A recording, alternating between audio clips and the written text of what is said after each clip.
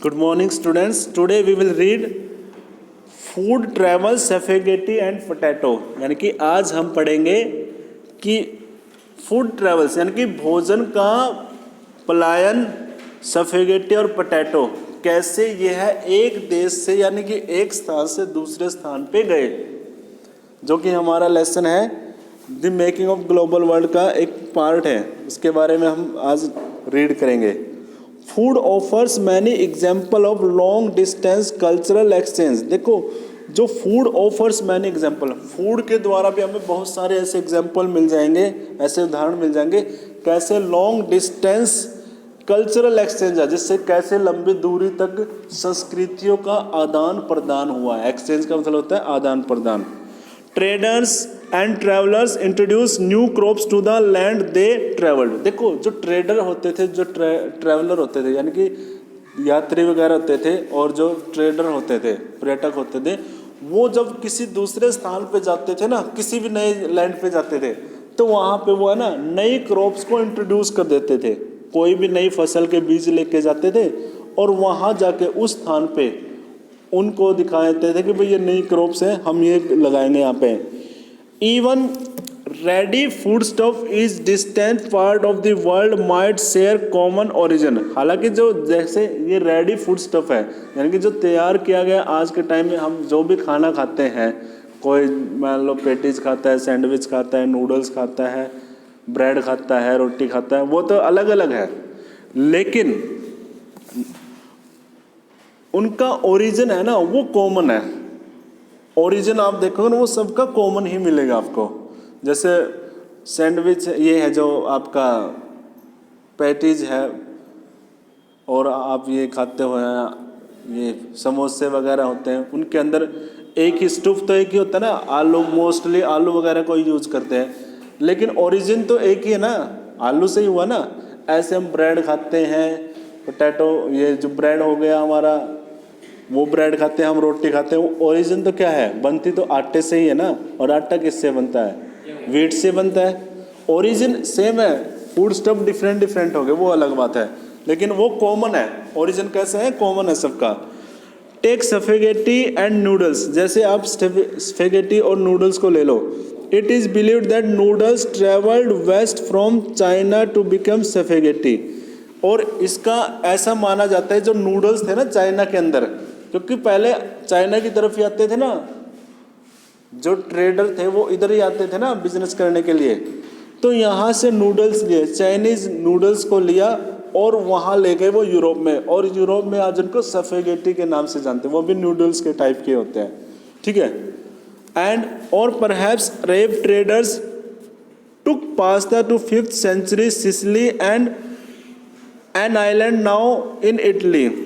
और यहीं देखो अरब ट्रेडर्स थे और अरब कंट्री के जो व्यापारी थे वो लेके गए पास्ता 5वीं सदी में।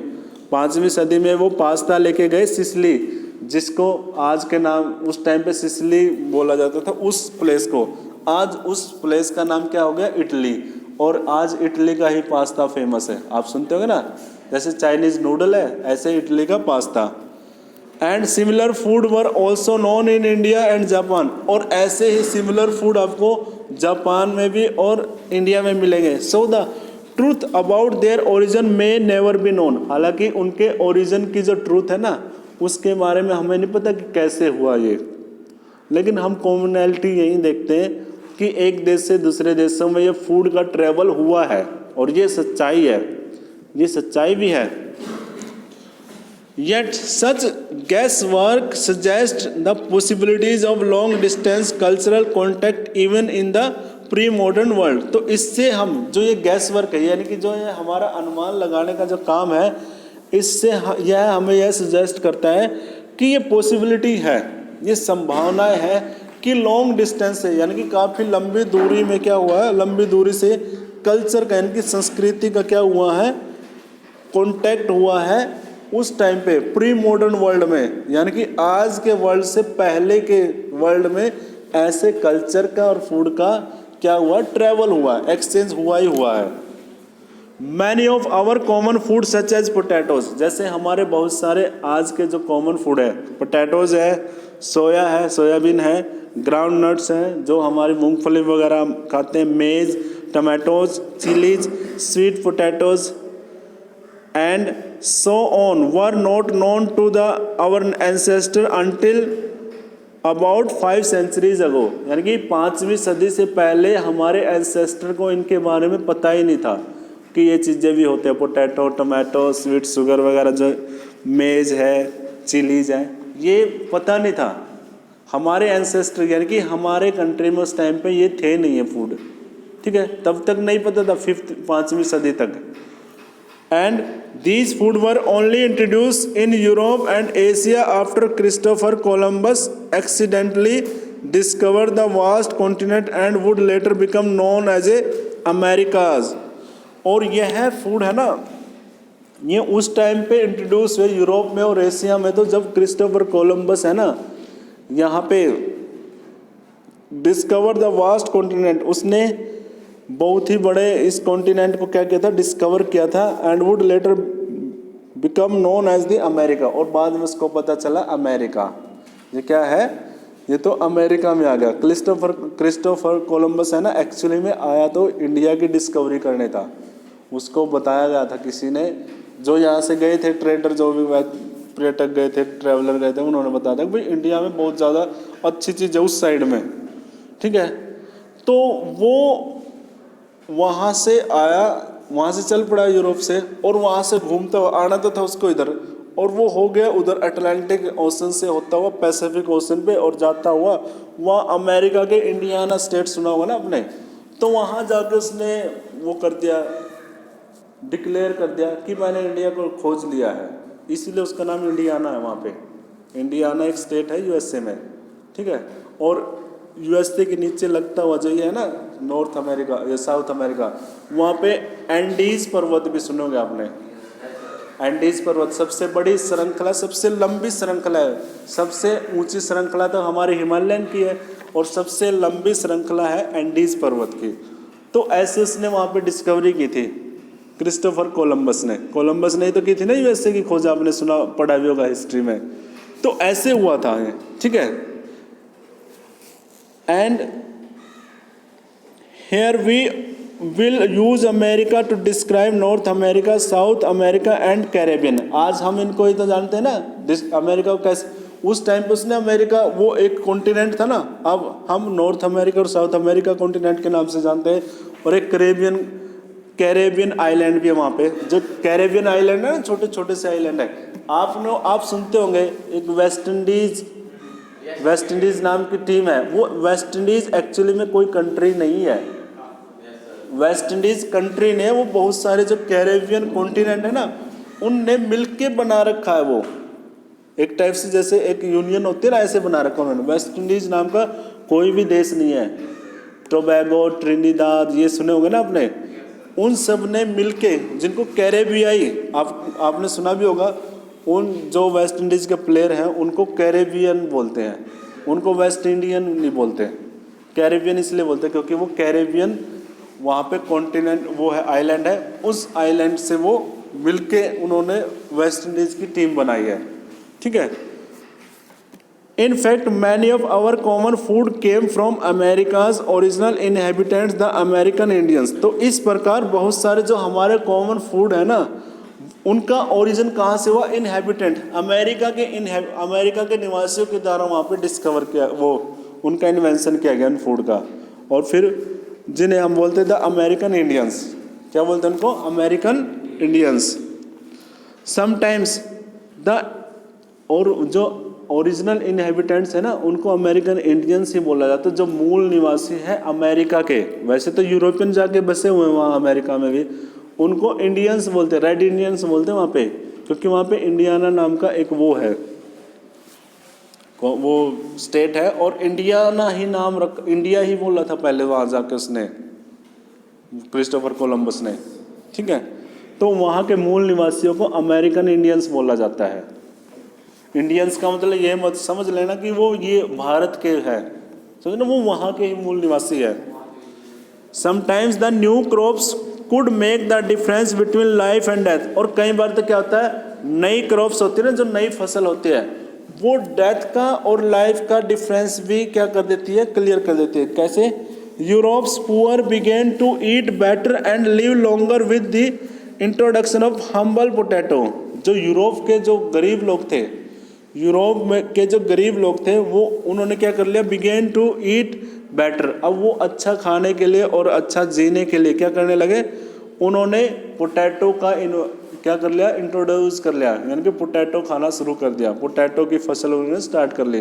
यानी कि यूरोप के जो पुअर लोग थे उन्होंने, यानी कि जो रिच पीपल थे वो नहीं पोटैटो खा रहे थे, जो पुअर लोग थे उन्होंने स्टार्ट कर दिया।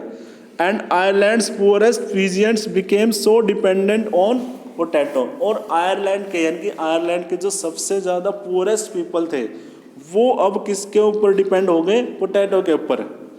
And then when disease destroy the potato crops in the mid 1940s, और फिर 1940 में वहाँ पे एक बड़ी भयानक बीमारी आ गई और उस भयंकर डिजीज ने क्या कर दिया, उस पोटैटो की जो क्रॉप्स थी ना उनको ही क्या कर दिया, डिस्ट्रॉय कर दिया। एंड 100,000 डाइड ऑफ स्टारवेशन, और जिसकी वजह से वहाँ पे 100 से लेके 1000 पीपल वहाँ पे भूख से मर गए। 1840 की बातें हैं ये, वहाँ आयरलैंड में, यूरोप में, ठीक है। Next, conquest, disease and trade, यानी कि कॉन्क्वेस्ट मीन्स विजय, डिजीज मीन्स बीमारियां, और ट्रेड मीन्स व्यापार। अब ये कैसे हुआ? The pre modern world shrank greatly, the pre modern world shrank greatly in the 16th century after European sellers found a sea route to Asia and also successfully crossed the western ocean to America। और जो pre modern world था ना, अब है ना तेजी से shrank होने लगा। श्रैंक मतलब सिकुड़ने लगा, छोटा होने लगा। छोटा होने का मतलब ये नहीं कि वो साइज में छोटा होगा, छोटा होने का मतलब यह है कि उन्होंने डिस्कवरी कर ली, यूरोप वालों ने रास्ते की डिस्कवरी कर ली। जैसे इंडिया जो एशिया कॉन्टिनेंट था, यहाँ की तरफ उन्होंने सी रूट डिस्कवर कर लिया, ठीक है।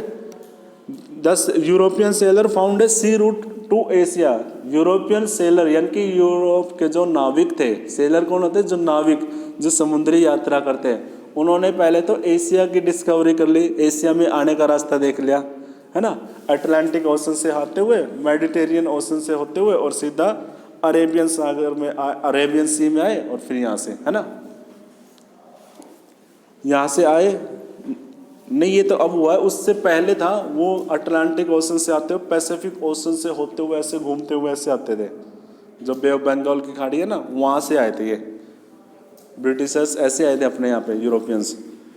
And also successfully cross the western ocean to America. और इसी तरह से वेस्टर्न ओशन था ना, जो यानी कि जो यूरोप की वेस्ट में जो ओशन था, अटलांटिक ओशन था, वेस्टर्न ओशन, तो वहाँ से होते हुए उन्होंने अमेरिका की डिस्कवरी कर ली। 4 centuries before the Indian ocean had known A bustling trade. और सैकड़ों सालों पहले भी जो इंडियन ओशन था ना, यानी कि जो भारत का जो सागर था, जो यानी कि हिंद महासागर है, जो इंडिया के नीचे ना हिंद महासागर, जिसके अंदर ये आता है, श्रीलंका आता है, वो इंडियन ओशन है हमारा, ठीक है। हमारे इंडिया के नाम से ही उसका नाम है इंडियन ओशन, यानी कि हिंद महासागर। और ये शुरू से ही बहुत ज़्यादा बसलिंग है, bustling trade with goods, people, knowledge, custom etcetera criss cross it's water. और यहाँ से है ना काफ़ी ज़्यादा ट्रेड होता है।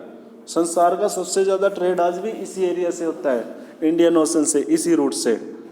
इस इंडियन ओशन में ही आगे चल के ऑस्ट्रेलिया आता है और ये आता है न्यूजीलैंड, हाँ जी।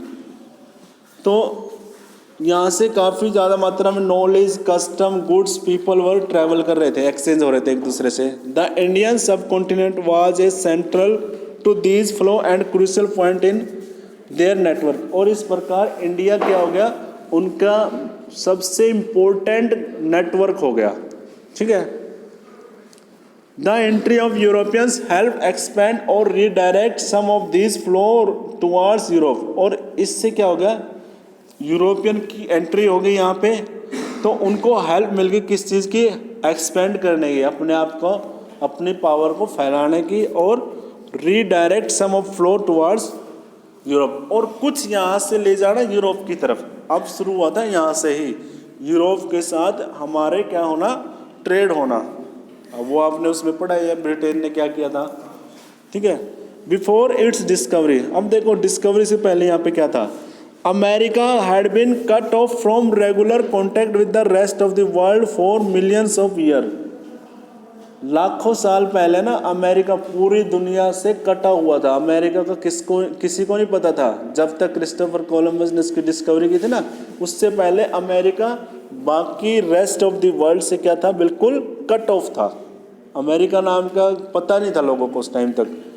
And but from the 16th century, लेकिन 16वीं सदी में आते ही its vast lands and abundant crops and minerals began to transform trade and live everywhere.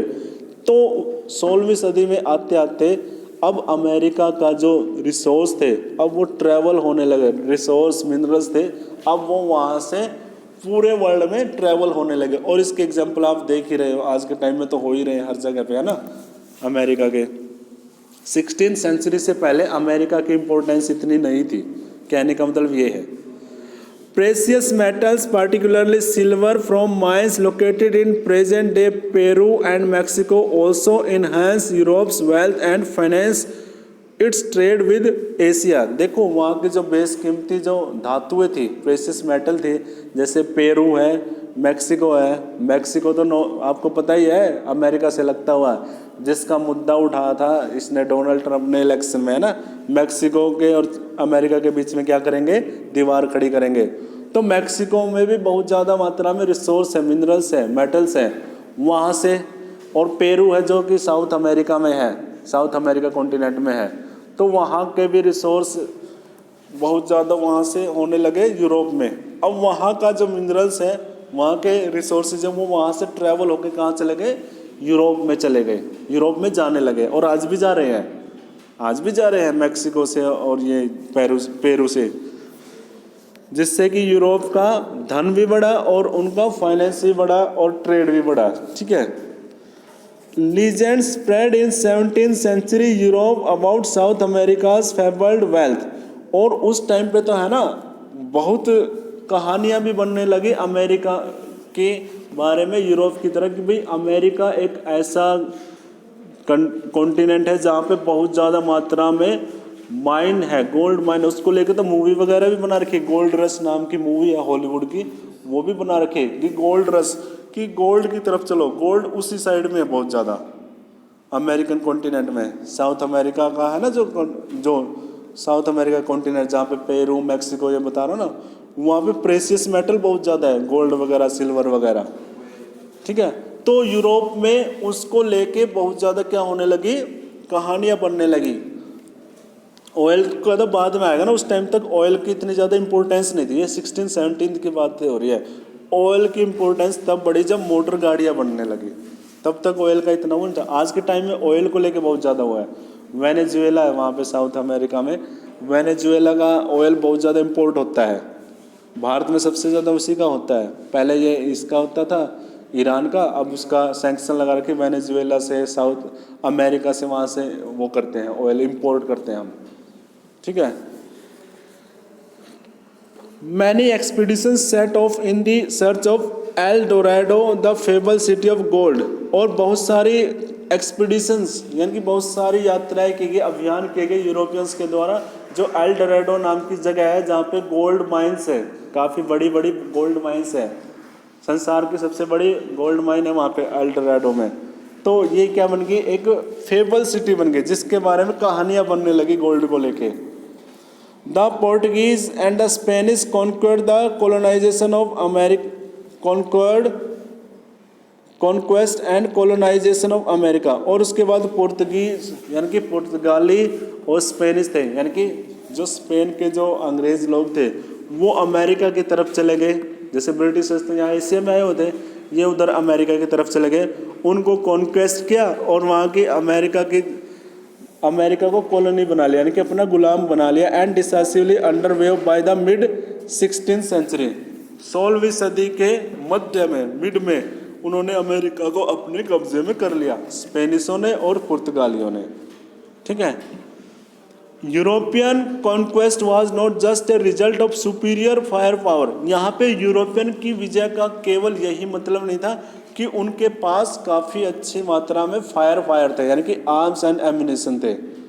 वो उनकी जीत का कारण बस यही नहीं था। In fact the most powerful weapon of the Spanish conquerors was not a conventional military weapon at all. हालांकि Spain ने जैसे वहाँ पे अमेरिकन कॉन्टिनेंट पे, अमेरिका के ऊपर अपना कब्जा किया, तो उसकी जीत की वजह केवल ये नहीं थी कि भाई उनके पास अच्छी किस्म के हथियार थे, ये आर्म्स थे, गोला बारूद थे, इसकी वजह से नहीं जीते वो। अब देखो कैसे जीते वो, because of their long isolation. हाँ दूसरा, it was the germs such as those of smallpox that they carried on their person.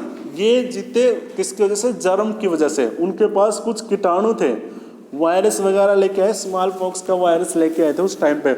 उस टाइम पे स्मॉल पॉक्स काफ़ी ज़्यादा डेडली डिजीज़ थी, क्योंकि वैक्सीन वगैरह भी नहीं थे। जैसे आज के टाइम में ये कोरोना वायरस है, मान लो कोई कंट्री कोरोना वायरस लेके चला जाए और किसी दूसरे कंट्री के ऊपर जाके उनका अटैक कर दे, तो वो तो वैसे ही हार जाएंगे ना, वहाँ के लोग मर मर के। तो ऐसे ही इन्होंने स्मॉल पॉक्स के जो वायरस थे ना, जर्म्स थे, उनको लेके गए हैं स्पेनिश वहाँ पे अमेरिका में।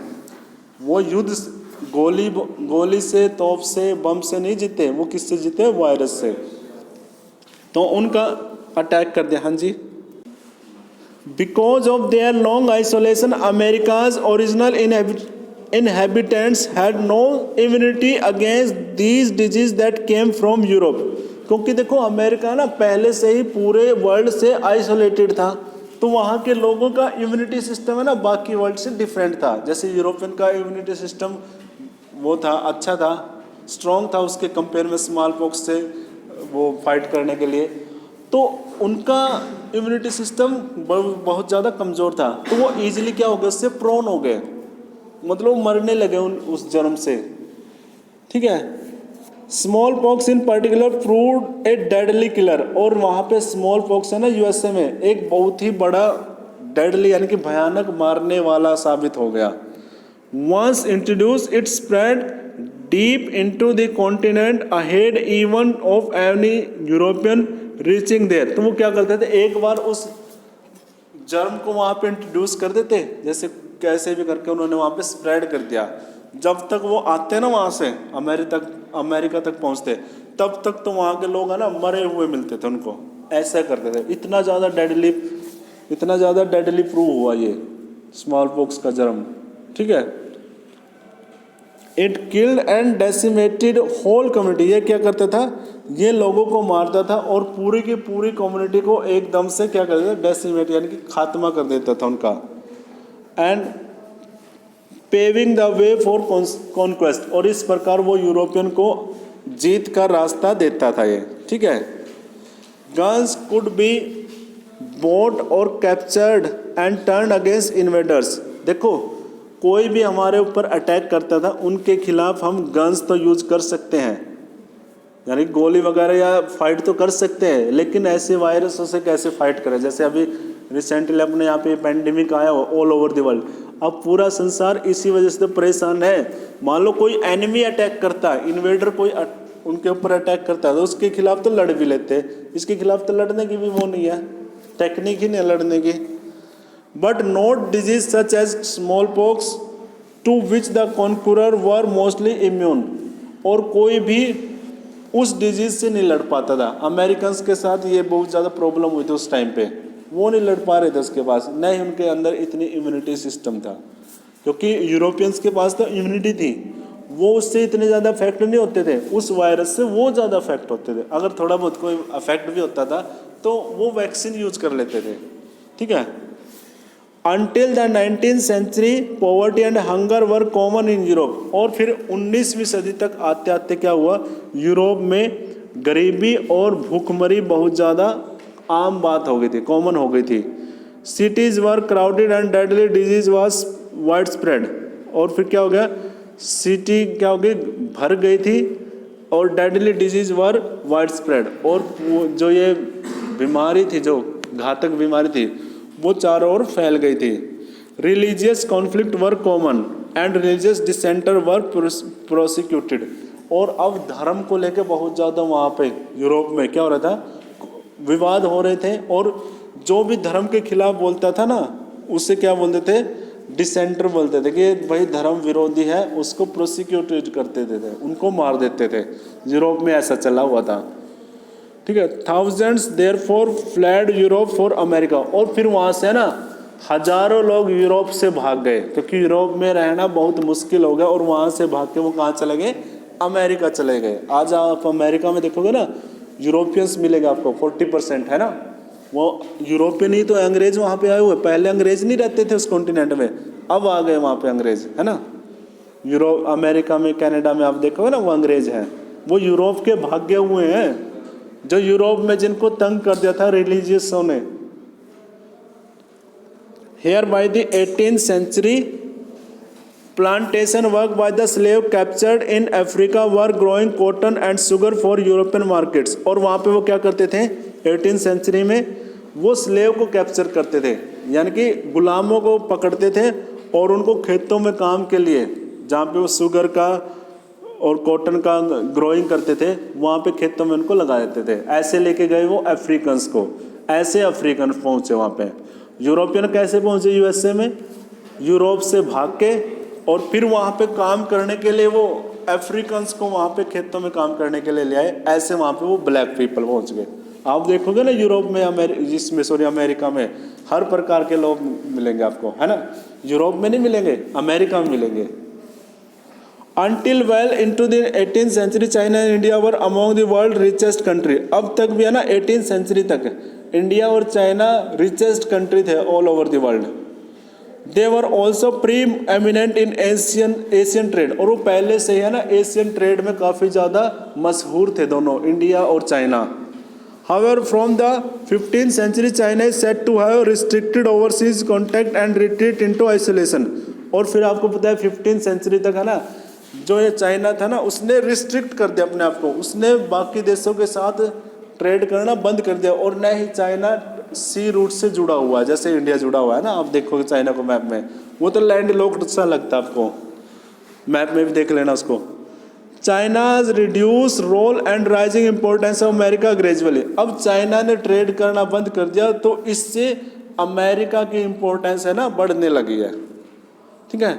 ये कब की बात है, 15th सेंचुरी की बात है। And move the centre of the world trade westward. और अब वेस्टवर्ड क्या हो गया, सेंटर हो गया ट्रेड का। अब रिवर्स हो गया, अब अमेरिका ने कम कर दिया ट्रेड करना, अब चाइना की इंपॉर्टेंस बढ़ने लगी है वर्ल्ड में, ठीक है। Europe now emerge as the centre of the world trade. और यूरोप क्या हो गया, वर्ल्ड ट्रेड का सेंटर बन गया। पूरे सेंटर में ना यूरोप क्या हो गया, पूरी दुनिया में सबसे मशहूर हो गया ट्रेड के लिए, ठीक है। चलो बाकी कल करेंगे ये।